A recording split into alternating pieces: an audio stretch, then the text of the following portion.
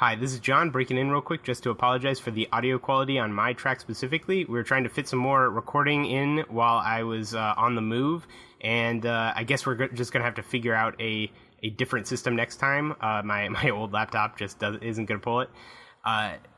The episode was a lot of fun to record, so I think it would be a real waste to just trash it. But it is slightly lower quality to our already sort of like motley assembly that we have already. But I think the content itself is the content is great. So thank you for listening. I appreciate it and enjoy. Hi, I'm John, and I'm Paul, and this is the Minute Podcast. If you give a mouse a cookie, I'm pretty sure he'd write a book. But give us 60 seconds of footage and we'll tell you where to look. With a concept this simplistic, it's hard to say if it'll last. But give us just a minute and we'll give you a podcast. The Minute Podcast. Well, thanks for joining us for another episode. As you probably already know, the Minute Podcast is where John and I meet weekly to discuss a minute of media, either from television, movies, or somewhere on the internet that a listener sends into us, and we discuss it, try to come up with our take on it, and figure out really what's going on. John, what are we looking at today? All right, so today we are discussing a clip from Donkey Kong Country. No, not the popular video game series, but in fact the animated series that was popular during the 90s. I feel like popular is probably the wrong word there. I was going to let it go, but yeah. Great. And this episode is brought to you by Dead Air. Visit your local Dead Air retailer or deadair.com/minutepod for a discount on your Dead Air subscription today. So the first thing that we're going to go over is sort of what our level of understanding is of the thing we're watching. Like, for instance, have we seen the seminal animated work known as Donkey Kong Country? As for myself, I have seen it. I did watch it as a kid. I love Donkey Kong. Donkey Kong is actually my favorite video game character, probably my favorite video game character. Donkey Kong for the Game Boy is definitely my favorite video game of all time. So I have a lot of love for it. However, this was not a show that was very... I didn't have a lot of access to this show. I think it was like Tuesday mornings at like 6 a.m. or something like that. So I only ever caught like weird parts of it. And of course, I'm also familiar with its vaporwave sensation that you in fact introduced me to. So yeah, no, that's about it. And I feel like we haven't really talked much about like what the criteria is for the work that we talk about here. That's a fair point. Yeah. Yeah. But like we don't really. The idea is that we're not really familiar with the work very much, and I have to say, like, I'm familiar with Donkey Kong Country in the terms of like I am familiar with how it looks, and I remember some very small things. Like I remember some of the characters' names, like King K. Rool and Donkey Kong and Diddy, Cranky. But those are all things that I also could have just known from growing up in the 90s. Well, that's definitely true, and I think, John, that I'm pretty much at the same point where I recognize a lot of the characters here and have played some Donkey Kong games in the past, but in terms of the show itself, I know very little. Yeah, it's not... I mean, listeners, correct me if I'm wrong, but I'm pretty sure that there's not a lot of, like, continuity in the Donkey Kong Country animated series. Yeah, I mean, I know that Cranky is supposed to be, I think, official Nintendo says that Cranky is supposed to be the original Donkey Kong, like from the arcade game from 1981. Interesting. He's just retired. And then Donkey Kong, the one with the giant tie and the we know who Donkey Kong is. Yeah, the sort of vaguely like grimace expression. He's Donkey Kong Jr. And then Diddy's just some rando that walked in on the set one day. Little monkey. Yeah. Right, so there is some continuity, but I don't think that has anything to do with what we're about to watch. Well, that's good, and that explains why I understood everything perfectly. Okay, there you go. Right, so just a quick intro then to paint a word picture for the scene we're about to go into. The video opens on what appears to be an elderly, translucent gorilla ghost hovering above a conveyor belt of some kind in a room full of barrels. Now, so this is where I think that we're at some disadvantage with knowing the property. Does Cranky Kong look like a gorilla ghost? Yeah, so he probably doesn't look like a gorilla. He looks terrifying, whatever it is. Specifically this iteration of Cranky Kong seems to be the most terrifying thing. And that, like a sock puppet, and that dancing baby GIF video. That's weirdly accurate. It's weirdly accurate as a description, and it's a strange animation choice. But anyone who's seen the show before, they'll know that the whole show is a strange animation choice. That is true. Yeah. All right.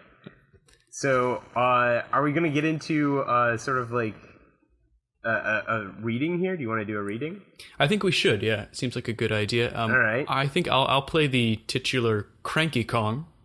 Yes. And I will be playing the part of both DK and Diddy.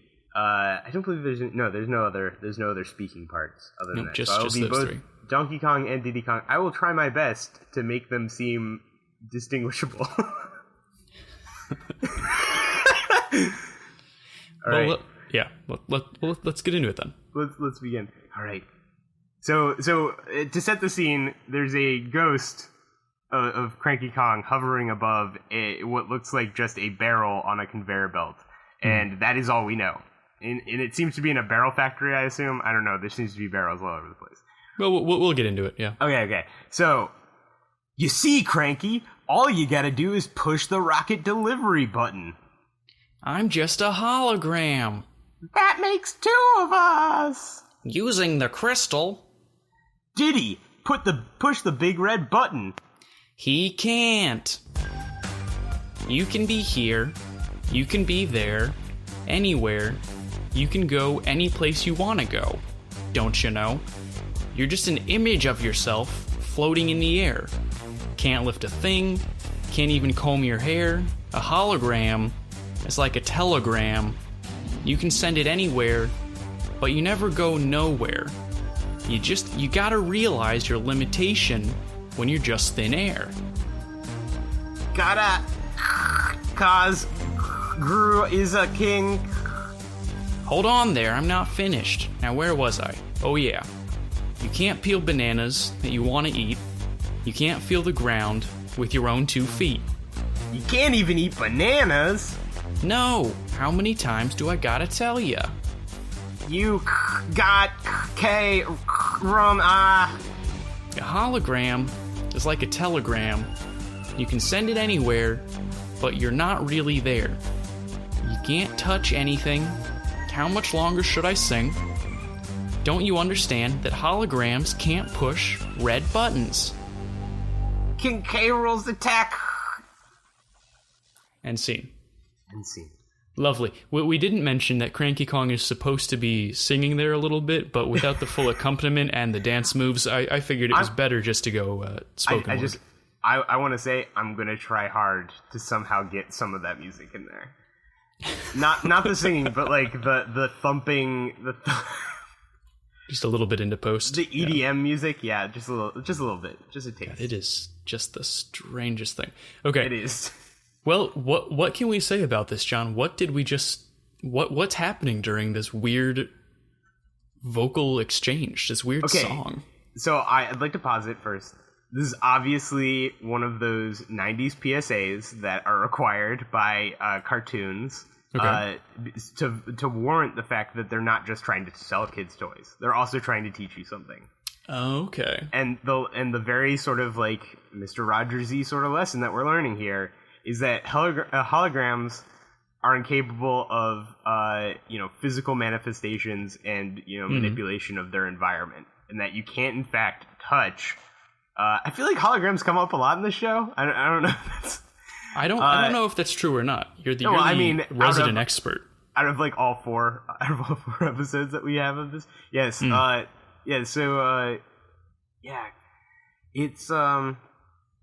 it's special. I think that this is supposed to inform children that holograms are incapable of touching things and manipulating your environment.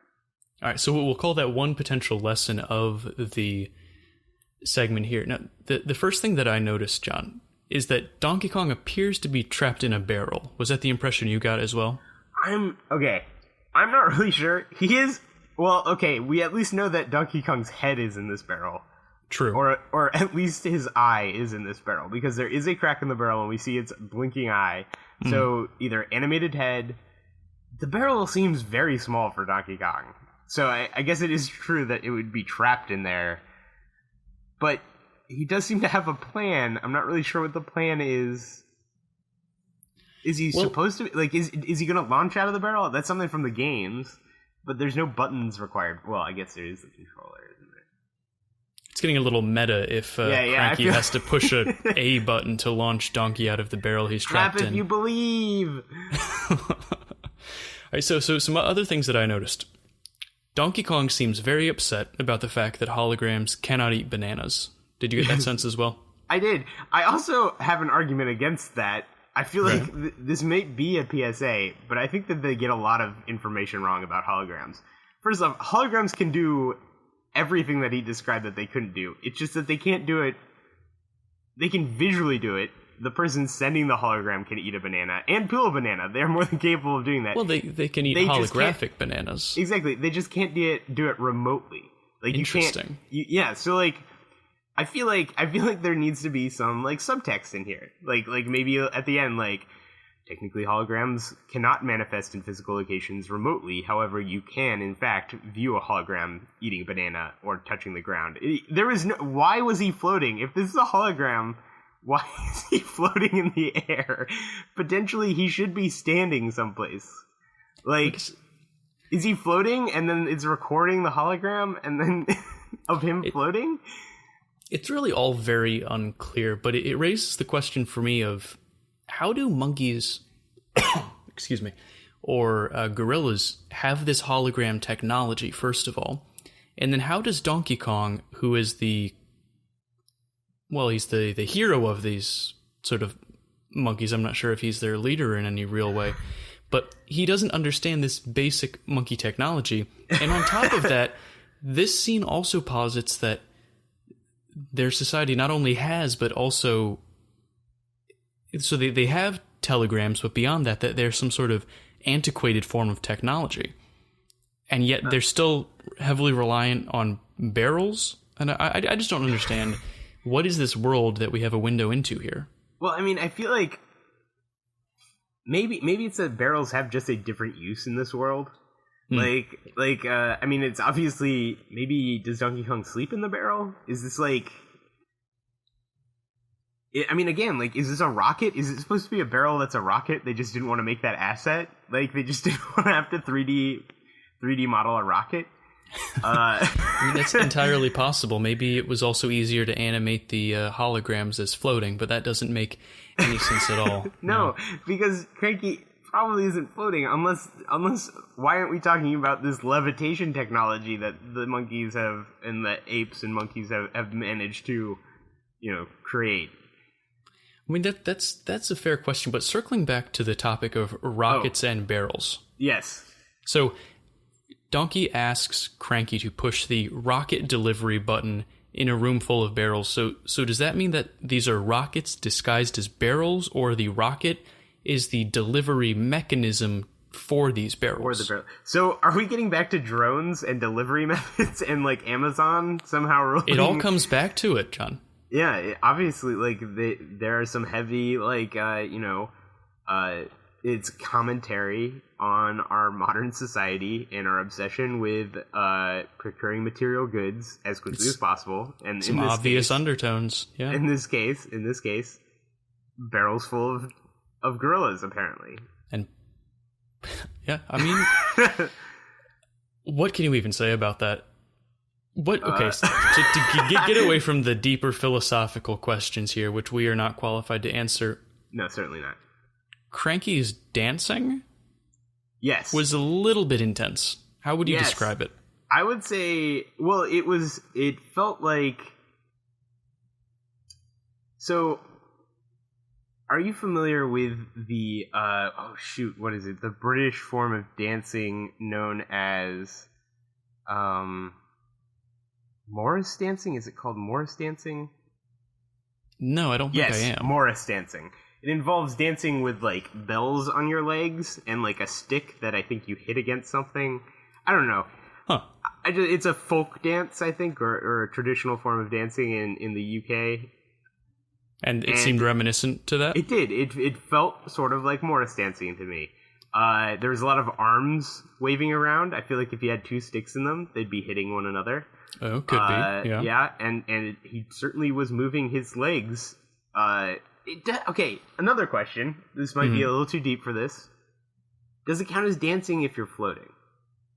I think it does, yes. It does, because I mean, like a leap in ballet is still dancing, right? Like it is, and also you can dance while seated. So why not dance while completely suspended via some sort of hologram crystal?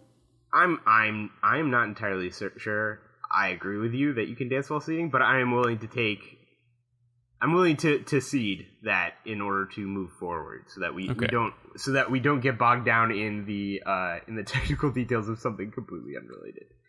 Well, then that's probably for the best. But I mean, listeners, if you want to get in on this, at MinutePod, tell us your thoughts on whether or not seated can be dancing. A seated person can be dancing. And if you take my side of the argument, please supply nothing but gifs of the Cosby Show showing seated people dancing.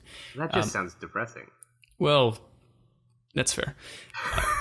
When I saw the dancing, I thought, and we never mentioned this, but during the musical number, Cranky is dancing inexplicably. I mean, the whole number's without context, so who's to say? Every camera angle.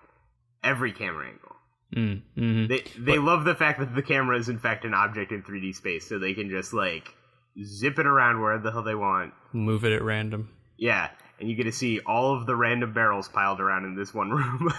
They really did make a hefty use of that barrel animation. It's a lot of graphic. barrel assets that they just were like, no, we're going to use the same wood texture on everything, and everything's going to be a barrel.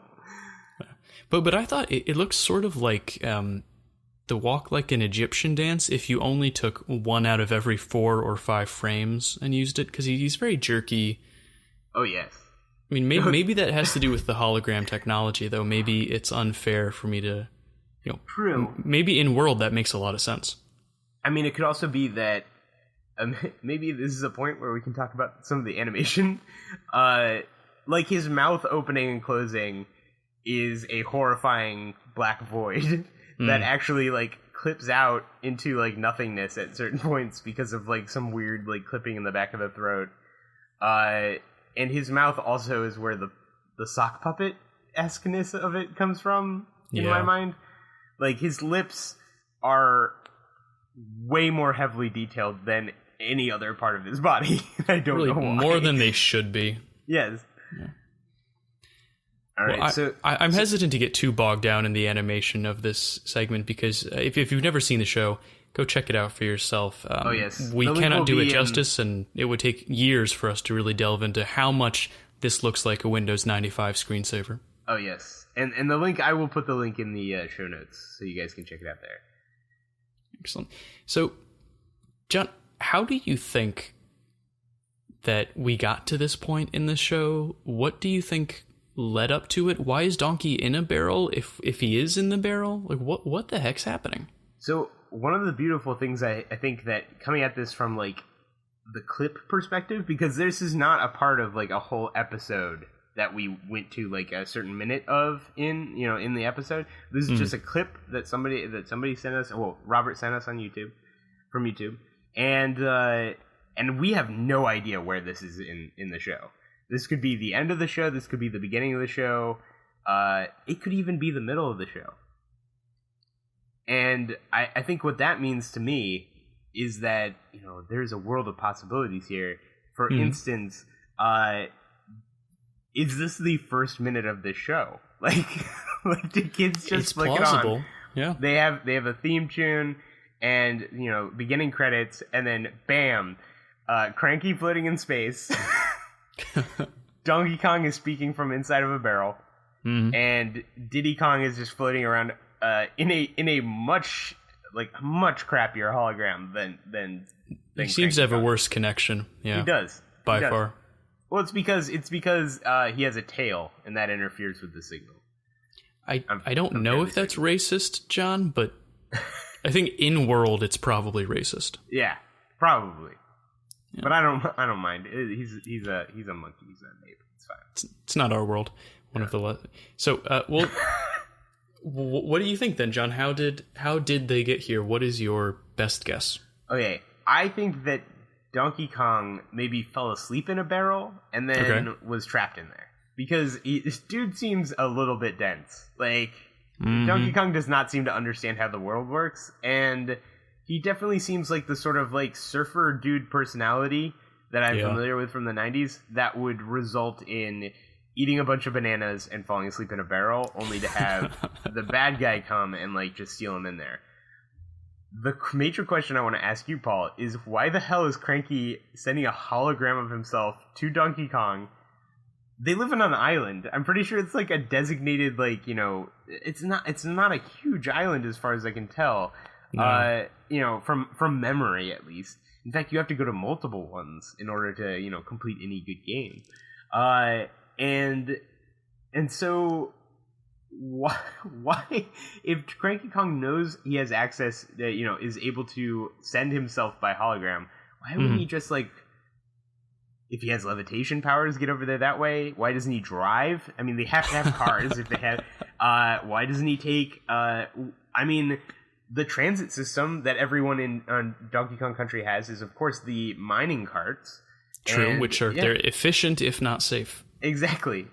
So why does it need advanced space technology to communicate? So can you answer that for me, Paul? Well, here's my theory. I agree that Donkey probably fell asleep in a barrel. It's not really clear to me what the stakes are of the episode, though, so I'm not sure if, as you posited, the villain of the piece sealed him in the barrel, or if he just got stuck. I'm leaning a little more towards him just getting stuck. So my theory is that Donkey Kong works in some sort of barrel delivery service. Okay. FedEx, but barrels. And his job is to push that button and fire the barrels out for delivery. And I think he got stuck, fell asleep, or maybe the other way around, and he has called both Cranky and Diddy on his crystal cell phone thing, because I'm assuming they have some sort of cell phone technology if telegrams seem antiquated. Yes. And because, as is made perfectly clear, he does not understand what the physical limitations of a hologram are in interacting with the environment, he thinks they'll just come and push the button to finish out his shift. I don't know how that's going to get him out of the barrel, but I'm pretty sure that's what he wants to have happen. So he doesn't get, I guess, fired from his barrel delivery job. Or, like, maybe when the rocket comes, it, like, pushes him out? Or... But it didn't really look like he was on or that near the conveyor belt, though, but maybe he was. We had some weird camera angles here. Yeah, no, every camera angle. Yep. You'd think that having a plethora of camera angles would, in fact, you know, create more understanding of the scene. It doesn't. You'd be wrong. You would be very wrong. It does not help. Yeah. So what do you think happens next, then? Well, I think that Diddy Kong believes so strongly he can press the button that he, in fact, manifests, you know, a corporeal state of his hologram and is able to help Donkey Kong out. Or somebody else walks into the scene and is like, what's going on here? Why are you guys hologramming? Why is Donkey Kong trapped in a barrel? And then just presses the button and then, you know. But that's obviously... One thing I can pretty much say for certain is I'm pretty sure that Donkey Kong coming to terms, like what really comes next is Donkey comes to terms with the fact that they can't press the button for him. And then commercial break. You know, that's probably the most likely outcome. I'm thinking what could also happen, though, is that Donkey does not understand what's happening in the least, and Cranky has to come physically to the delivery, I don't know, company and let Donkey out of the box just because he's too dumb. He doesn't get it. He keeps calling. He's like, no, you're here now, just push the button. So that's what I think happens, is Cranky just gets so fed up with the incessant phone calls that he comes... takes a minecart across the island. Yep. And then presses the button. Meanwhile, Diddy is still glitching out in the corner. Yeah, Diddy's glitching out was kind of freaky. Also, why is Diddy also floating? Why is there floating inside, with the... Like, it's one thing if the image is floating, but they are obviously, their legs are not touching the ground.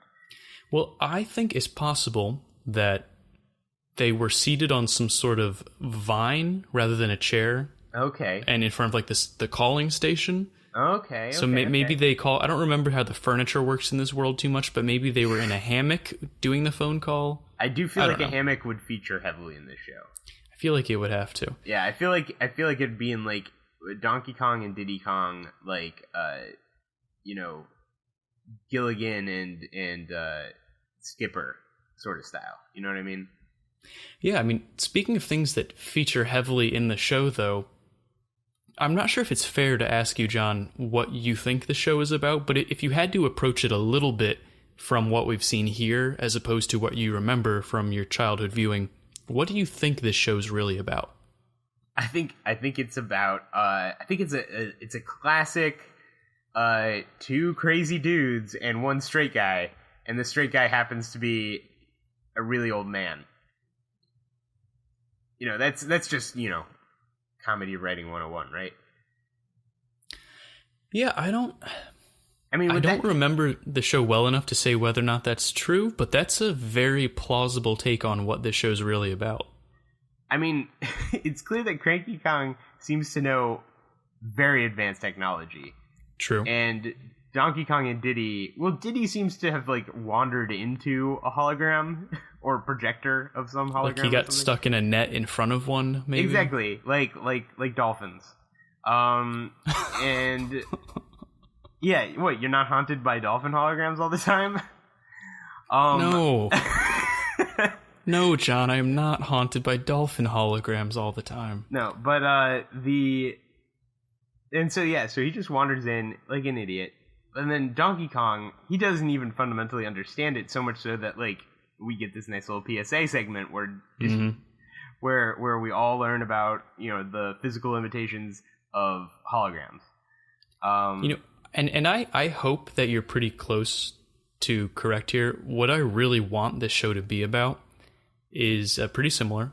Just every episode, Donkey Kong gets trapped on some sort of adventure based fundamentally on his misunderstanding of how technology works. And then Cranky and Diddy come in and explain to him that, hey, that's not how this works. Barrels do not collapse when you wake up, or that's not how holograms function. And it always ends with a musical number explaining, hey, kids at home, that's why holograms can't push buttons. So what you're proposing is like a French-Canadian CGI Mr. Rogers based around the classic Nintendo intellectual property Donkey Kong Country, is what you're saying. Exactly. Yes, I want that very much. I mean, my favorite episode is actually when Donkey Kong goes to the crown factory and learns how crowns are made. So yeah, I basically, it sounds right to me. It sounds the same. I don't know if what you just said was a joke or not, John, because I haven't seen as much of the show, but I'm going to take it as truth. So based on everything that we've seen and what you remember, do you recommend this show to listeners at home? Recommend? I feel like if we do this from like a good movie, bad it's good movie perspective, like, this is kind of so bad it's good. Like, there is a wealth of material we could have done. Like, we could actually have turned a podcast out simply about like every minute of this show. You made it. Certainly true. We'll because of how to do it all again, insanely colorful and weird and terrifying everything is. In just trying to entertain kids and teach them about the basic physical limitations of holograms. And possibly other things. I'm pretty sure bananas feature heavily as well. Yeah, they seem to. From they did from this minute. I believe banana is probably the second most used word in the entire song, and we did not see a single banana. Do you think the barrels were full of bananas? I mean, I assume so. I think when you hit a barrel in Donkey Kong, does Diddy come out? Wait, I forgot. Like, lives in Donkey Kong Country are like Diddy and Donkey Diddy Kong barrels inside of barrels. So if you're playing as Diddy, then when you smash open a barrel, Donkey Kong comes out, and when you smash open. Maybe that's why Diddy's signal was so bad, is because he was split up in little pieces between all those barrels. I'm just now realizing something, Paul. Tell me. Could all of those be clones of Donkey Kong? Could this be like the Donkey Kong clone factory? Well, that's where all the extra lives come from. Exactly. And so this is just another clone of Donkey Kong that's somehow like either hallucinating or, Donkey Kong just died a gruesome death and they need his backup, but he can't break out without somebody like opening the barrel somehow, and they've created this intricate rocket system to be able to break him out. That is a game-changing thought, John, that we unfortunately don't have time to get into. No, we don't, but it makes you think. Wow. It does make you think. Well, I don't know what it makes me think, but I do recommend this show on my end. Yeah. I think it's a good 2 to 3 beer, watch an episode with a couple of people endeavor. I don't think it's on my list to rewatch or start watching. I don't think I've ever seen a whole episode. I feel like binging this show would result in some sort of like severe trauma. Like some sort of mental break. Mental break. Yes. It would create a schism between you and your faculties. Or at least you and your immediate family, if nothing else. Yes. All right. It needs its own PSA song. We'll come up with one for the next episode. Oh, yeah. So since we've pretty much wrapped up our thoughts on this amazing minute of Donkey Kong footage, I wanted to transition into a new segment that I think we're going to call Thanks But No Thanks, which is where we take a moment to thank someone who has sent us a recommendation for a minute that we unfortunately cannot use. In this case, an anonymous user has sent us a recommendation for a minute from the TV show The Unbreakable Kimmy Schmidt, which sounds like a great minute to do an episode on. But unfortunately, John, we're both pretty familiar with that show, so we can't really in good conscience come on and say, here's our hot take on it, here's what we think's happening, when we pretty much know what's happening. I mean, I literally just watched a lot of the first season just to remember what it was like before watching all of the third season. So, like, a little too familiar. It is. So, to anonymous listener at home, thanks, but no thanks, we cannot use it. If you are interested in sending us your own minute for us to review, you can use the web form on our website. What is the website, John? Minutepodcast.com? Theminutepodcast.com. Great. So you can use the web form there to send us your own minute. You can email us at theminutepodcast@gmail.com or follow us on Twitter at minutepod. This week, we have a very big thank you to Robert, again, for sending us another great minute. These have both been great. I think this is the second one he sent in. Yes. And thank you to Liz Foe for our first iTunes review, which is very exciting. It is. Yeah, if you want to support the podcast for some reason, you could also go to iTunes and write us a review or review it somewhere else. Wherever fine podcasts are downloaded. Not like fine podcasts, but fine podcasts. Wherever you can find those. Fine, good enough. Podcast. Yeah, wherever good enough podcasts can be found, stumbled upon. Great. This episode, as always, was hosted by John Ward and me, Paul Reberg. It was produced by John Ward with theme music by Paul Reberg. That's all for this week. We'll be back next week with another listener-recommended minute.